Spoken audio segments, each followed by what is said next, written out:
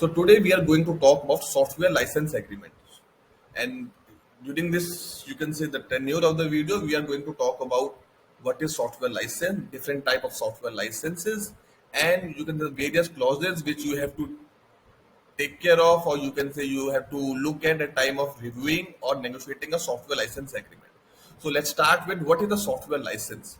So here software license means a right to use the software. So whenever you are downloading the Microsoft Office, or you can say the Microsoft Windows, so the Microsoft is licensing its proprietary software to you for your use. Okay, so the licensing here means the right to use, and you can say your right to use shall be governed by the various terms and condition and subject to the fees agreed between you and the Microsoft. And you can say the such terms and condition vary from different type of software, whether you are taking it on a, you can say, the subscription based model, or you are taking it on a, you can say, one time fee model, or whatever it is. So the terms and conditions shall vary from case to case basis. Okay, so now come to what are the different types of software licenses. So one is open source licenses. So for software, first you need to understand what is the source code. Okay, the source code is basically the code which a developer writes, and that gets converted into an object code. So you must have seen your friends coding and all the, either on C++, Java, or Python.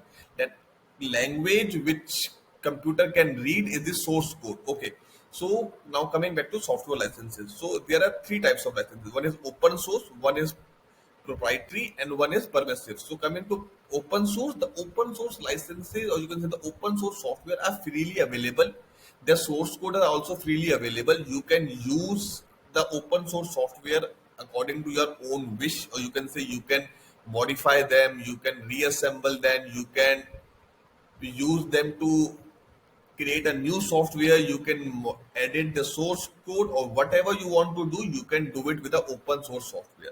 Now coming to the proprietary software. So with the proprietary software, you are not permitted to modify or all, you can say, bring any change in the software. Only the right to use are given to you, and you have to use the software as per the terms and conditions which have been agreed. And you can say the source code are usually not shared in the proprietary software, and in open source software you can have the access of the source code. And because if you want to modify the software, you have to access the source code. Now coming to the permissive software license. So basically, the in permissive software licenses, you are permitted to do certain modifications, but the copyright logo, or you can say the software, will still remain with the owner. And you can say that the tagline, or you can say the copyright disclaimer, that the software is belong to XYZ, or you can say ABC Private Limited, will still be there. So you can use, or you can say you can modify in a permissive software license, but up to certain extent only. Now coming to the what are the different types of you can say clauses which we have to take care of at the time of reviewing a software license agreement. The first and foremost clause should be the scope. The what kind of licenses the software owner, or you can say the software developer, is giving to you. So it can either be, you can say, exclusive, non-exclusive. You can say it can be a worldwide license. It can be a territory specific license. It can be a license for a certain time period, or it can be a perpetual license. It totally depends upon how you negotiate, what type of software you are taking. Or you can say, for example, whenever you use the Microsoft Word, the license is given to you for a certain amount of time, be it 1 year, be it 2 year, be it 3 year, be it 5 year. It totally depends upon the license which you are, you can say, availing or purchase, you can say, taking from the software developer or software OEM. Then coming next to, you can say, the support and maintenance. In software license, the support and maintenance is usually taken care by the software OEM only, who is giving you the license to use the software. So at the time of reviewing and negotiating, you must specifically carve out what are the support mechanism, what are the tat, or you can say the time frame for the support, and what in case of breach of that support time period, for example, what are the remedies available to you.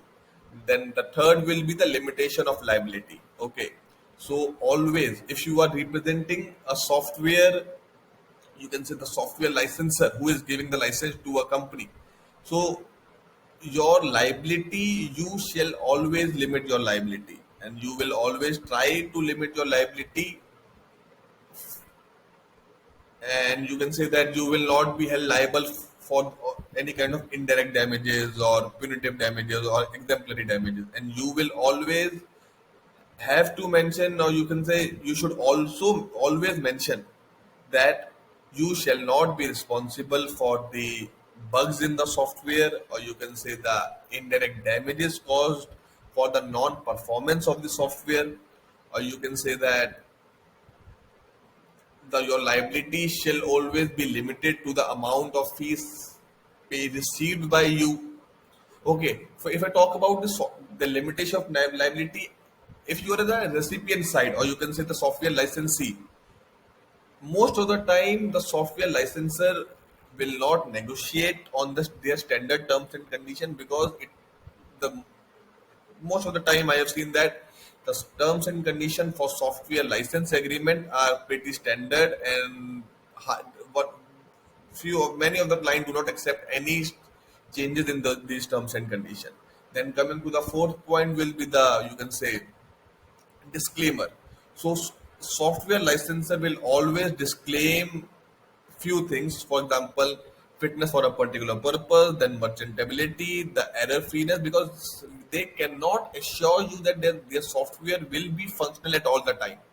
And for example, they developed a software for PDF writing, you can say PDF editor, but they are not aware for the what's the purpose for which you are, you can say, using or taking the software on, you can say, license from them. So they will always limit their you can say, they will expressly disclaim the warranty that their software will be error free, or you can say mercantile for your purpose, or fit for your particular purpose. Then coming to the sixth point, you can say that jurisdiction and will also play an important role at a time of software license. Not jurisdiction always play an important role, be it any software license agreement, or be it any SaaS agreement, or be it any agreement. Then coming to, if you talk about the IPR, so IPR also is an important clause in the software licensing, because in a software license the IPR is owned by the software licensor, and you cannot modify, or you can say alter their intellectual property right without their specific consent. And all the updates, modifications, or you can say everything related to software shall always be owned by the software license